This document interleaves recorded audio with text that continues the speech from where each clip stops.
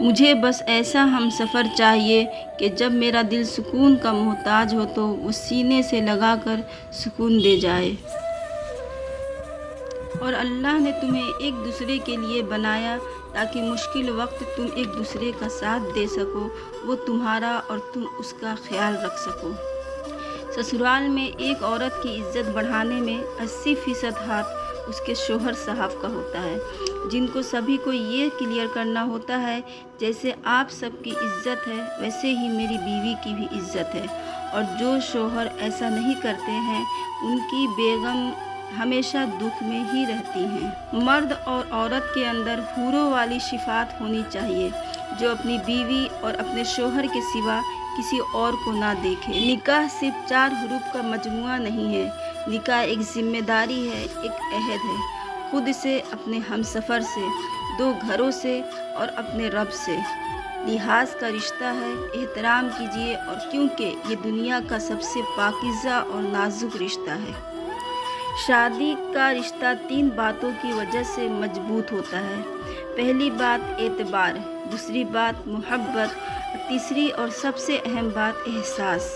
اگر ان تینوں میں سے ایک بھی بات آپ کو رشتے میں نہیں ہے تو یقین مانیے آپ کا رشتہ اندر سے بالکل کھوکھلا ہے۔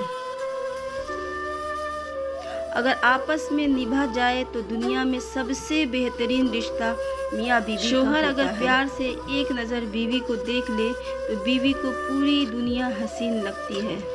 جن کے ساتھ زندگی گزارنی ہو ان میں نقص نہیں تلاش کیا کرتے۔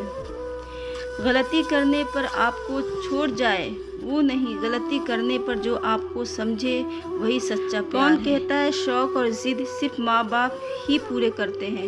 اگر ہسبینڈ اچھا ہونا تو شوق بھی پورے ہوتے ہیں اور ضد بھی۔ خوش نصیب ہے وہ عورت جو شوہر کی عزت اور اس کی خوشی میں اپنی خوشی سمجھے اور شوہر کی ناراضگی میں اپنی ناراضگی۔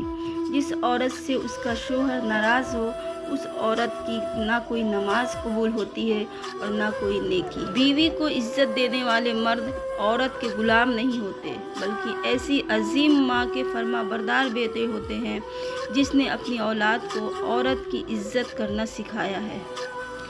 شوہر جب ثواب کی نیت سے روز اپنی بیوی کا ماتھا چومتا ہے تو اللہ کو اس کی یہ ادا بہت پسند آتی ہے۔ ایک شخص نے شادی کے موقع پر ایک بزرگ سے نصیحت کرنے کے لیے کہا تو بزرگ نے یہ نصیحت کی، تمہاری بیوی اپنے باپ اور اپنی ماں اور اپنے جان لٹانے والے بھائی کو چھوڑ کر تمہارے پاس آ رہی ہے تو تمہیں چاہیے تم اس کے لیے وہ سب کچھ بن جاؤ جو وہ چھوڑ کر آ رہی ہے۔ نبی پاک صلی اللہ علیہ وسلم نے فرمایا، مسلمان مرد کے پاس اسلام کے بعد سب سے قیمتی چیز اس کی بیوی۔ شوہر پاس ہے تو زندگی حسین ہے ورنہ پوری دنیا عورت کے لیے خاک ہے۔ یا رب ہر عورت کو ہمیشہ اس کے شوہر کے ساتھ رکھنا۔